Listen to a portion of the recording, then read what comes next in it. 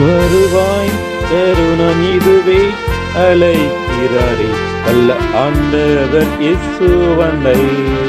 வாழ்நாளில் எல்லாம் வீணாலாய் வருத்தத்தோடு கழிப்பதும் ஏன்? வந்தவர் பாதம் சரணடைந்தால் வாழ்வித்து உன்னை சேர்த்து செல்வார். கட்டின வீடும் நீளம் பொருளும் கண்டிடும் உற்றார் உறவினரும். கட்டின வீடு நீளம் பொருளும் கண்டிடும் உற்றார் உறவினரும்.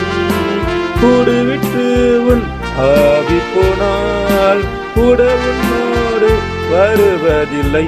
வருவாய் தருணம் இதுவே அழைக்கிறாரே வல்ல ஆண்டவர் இயேசுவண்டை.